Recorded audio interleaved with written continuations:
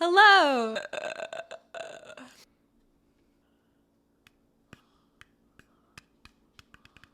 This is so dumb. Hi! So most of these videos that I've seen on YouTube are like a crypto bro yelling at you. I'm the one who does! It's me! So I wanted to present an alternative. My hair is in a messy ponytail. This is gonna be a lot more femme. We've got plants around. And I wanna talk to you about the things that you need to know to benefit most from the next cryptocurrency run. I'm Rachel, and I used to be a career profitable stock trader in Chicago and also on Wall Street until the misogyny drove me to quit. I started buying Bitcoin in 2013 and made significant profits in it, and that led me to found Seeds, our crypto mutual aid project.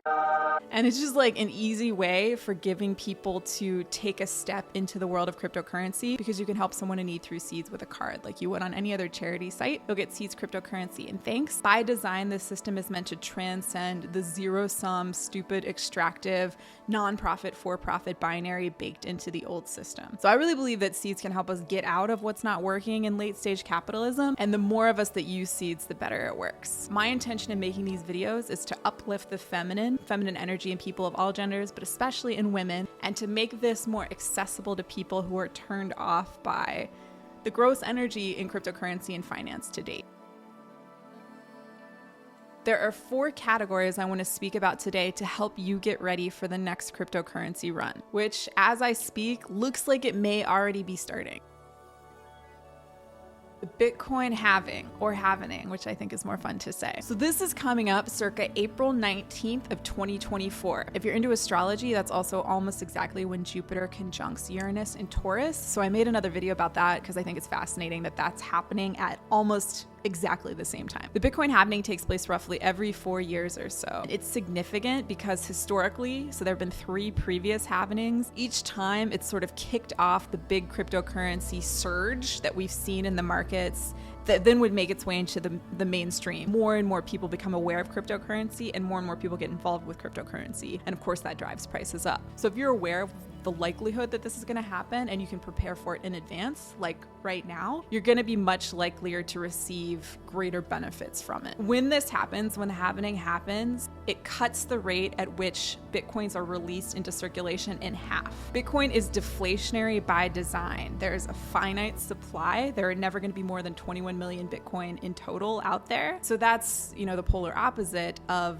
very inflationary fiat currency like the US dollar. So in that basic old school economic sense, because there's a reduced supply, then it stands to reason that the supply that exists is going to go up in value. And that's what's happened every time the halvening has taken place in the past. I'm going to use halving and halvening interchangeably because halvening is more fun to say, but halving is faster to say. And then the other piece of this is that because Bitcoin is still the best known cryptocurrency, it's the oldest, it's the pioneering cryptocurrency that invented the sector effectively, it still has a lot of influence on the sector as a whole. So when the price of Bitcoin has gone up in the past, that's also caused the tide to raise all boats, and the cryptocurrency sector as a whole has seen price increases following these previous halvenings. It's also worth noting as I say this, that in the past 2 halvenings, the second and third halvenings in total, cheaper cryptocurrencies tended to outperform the more expensive cryptocurrency, Bitcoin. So you can use that as a tool when you're choosing cryptocurrencies this time around. There are 2 things you probably want to take care of as soon as possible. The first is to get a self-custody wallet. Without getting too technical, a really important distinction between the legacy financial industry and what's possible in the decentralized finance world that Bitcoin introduced is that we can keep control of our money even as we invest it. When you're using a bank, you're giving that bank custody of your money, and that has historically been catastrophic when banks were overextended and collapsed. But if you have a self-custody wallet and you're using cryptocurrency, that can't happen, so long as you're using a self-custody wallet and you're keeping your private key secure. I typically use MetaMask self-custody wallet and the Coinbase self-custody wallet most often. I wouldn't encourage you to use Trust Wallet because they're owned by Binance, which I think isn't terribly trustworthy or of good quality. The next thing to do to prepare for the halving is to make sure you're set up on a good enough quality centralized exchange. And again, the purpose for this is to have an easy way to trade fiat currency like the US dollar for the cryptocurrency of your choice. So once again, I would discourage using Binance because they're kind of sus. Coinbase is okay. They treat their customers poorly, but I don't worry that they're going to be hacked. I think the quality of the product is okay. And I also use Gemini and Kraken. I'm looking forward to a time where centralized control of everything goes away, let alone centralized control of money. But at this stage of the game, they're sort of a necessary evil. They're going to have custody of your funds while you're using that exchange. So you want to get your funds off of the centralized exchange and into your self-custody wallet as soon as possible. The other thing it can be helpful to know in terms of getting cryptocurrency with fiat currency is that you can literally just help someone in need through Seeds with the card, as mentioned earlier, and then you'll receive Seeds cryptocurrency in thanks. It's just kind of a good idea to have a centralized exchange set up anyway, just in case. Biggest, most important rule when you're starting to trade: never, ever, ever, ever invest more than you would be totally okay to lose. So take a look at your finances and be really honest with yourself regarding how much that amount is. Maybe it's a lump sum, or maybe you realize like, oh, I have an extra $300 a month that I can allocate to cryptocurrency trading, so I'm going to do that. The second point sounds obvious, and maybe it's even annoying to point out, but it's this idea of buying low and selling high, right? That's going to be our objective always, which is so much easier said than done. What that means in a practical sense is that you're probably going to want to get in sooner rather than later, which means that you're typically going to want to be buying when the market looks less certain to the mainstream. In the past, when cryptocurrency is going crazy and people are talking about it in the mainstream, it's already way up. When it's lower and there's more skepticism, that's when you can find these good quality projects at cheaper prices if you know where to look. The other side of that is making sure you're not panic selling. The most basic rule that I came to learn as a professional stock trader, and sort of the hardest to learn experientially in those instances where maybe the market's coming back down and you're worried that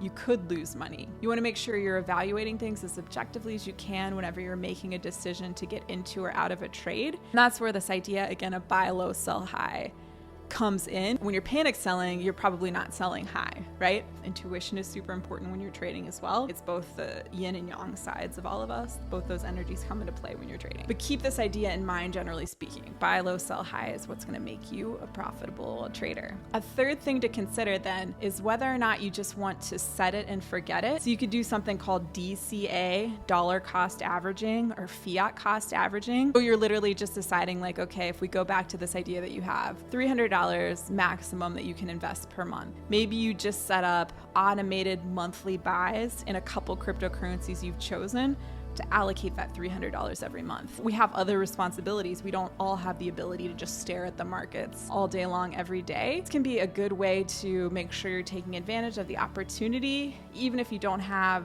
the skills yet, or the time, or the interest in more actively trading. If you want to more actively trade, it's a very different ballgame. I'll try to talk more about that in other videos. And we also have a course. I feel like everyone has a course nowadays, but we've had this course for many years now, and it sustains Seeds so that 100% of the gifts that come through Seeds can help someone in need. And also the course is effectively free because you get Seeds cryptocurrency and thanks. But anyway, if you're interested, you can use the course to develop your skills as a more frequent trader. Last thing, I think it's so helpful to put forethought into this, because if you haven't put in that forethought, if you just hear about a cryptocurrency on social media or something, it can be super easy to get drawn into thinking you need to act. FOMO can be really strong, but if you've actually developed a bit of a trading plan and thought through why and how you want to make trades, you're going to make more proactive trades rather than reactive trades, and you're likelier to be a more profitable trader over time. So first, I think it's important to consider your values. Are you cool with trading a meme coin because you simply want to make profits? Though it can be tricky to trade meme coins, sometimes they can be very profitable if you move at the right time. Or maybe say, like if I take myself for an example, I really, really, really want society to get out of late stage capitalism. It just feels like it's my life's mission to try and help us to do that. So I'm interested in projects that seem like they're helping us to head in that direction. For that reason, Ether, for example, is really interesting to me. I haven't traded Bitcoin in many years because I find that other cryptocurrencies like Ether are more compelling. Then of course I'm biased because Seeds is our project, but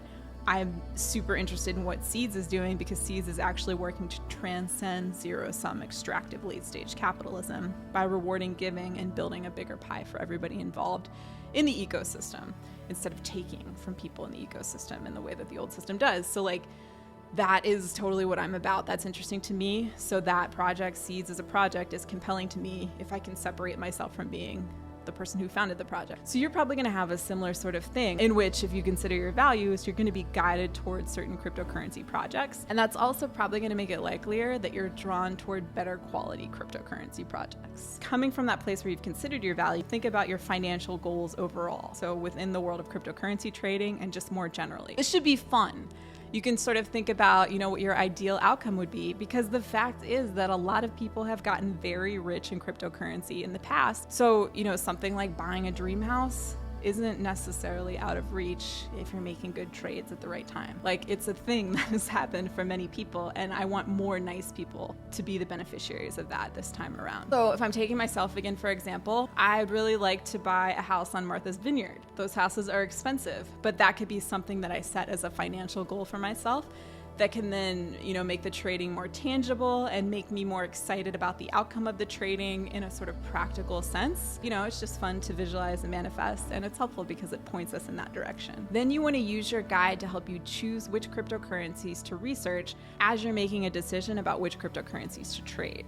You can come to our Discord if you want and talk to the community there, the Seeds community. You can ask me questions there as well to get a sense of what I'm personally interested in trading and what others are interested in trading there. Reddit can be a good resource. The subreddit r/ffinance, ETHFINACE, is pretty much the only good cryptocurrency subreddit that I'm aware of at this time. You can also look on decentralized platforms like uniswap.org in order to see how things are trading on the decentralized markets, which can be a way to catch up and coming cryptocurrencies, maybe even before they're trading on centralized markets, because when a cryptocurrency goes from the decentralized markets to the centralized exchanges, there's often a big jump in price. In the Seeds Discord, we have a news channel, and it actually does a pretty good job of aggregating the news that's going on in the cryptocurrency sector, including pulling things from Reddit and so forth. In another video, I'll talk more about how to choose the specific prices that we may want to choose. There's an entire sort of school of thought called technical analysis, which I used as a professional stock trader, and it's helped me in cryptocurrency trading as well. If you're doing something like DCA, again, dollar cost averaging, you're just setting it and forgetting it, so you're not as concerned about price anyway. When you use the guide that you've written for yourself to help choose the cryptocurrencies you want to trade, it's also helpful to write out why you chose those cryptocurrencies. And the reason for that is that if things at some point look uncertain in that cryptocurrency, if maybe it's come back down in price, you can reevaluate why you chose to trade that cryptocurrency. You can look at the guide, you can see that I have this value, which led me to resonate with this particular project. And you can see is that still the case? Is that still true?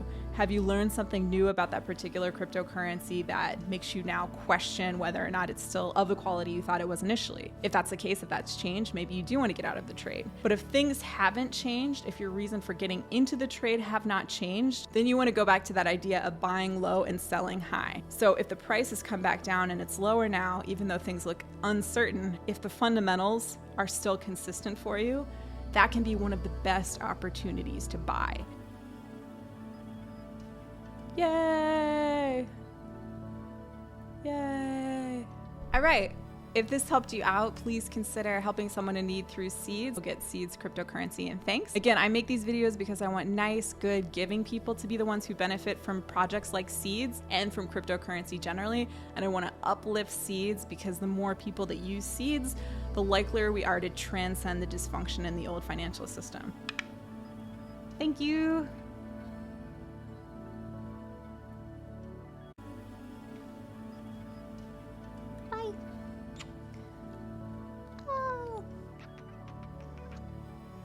Do you ever know that you're my hero? Oh no, you can see my finger.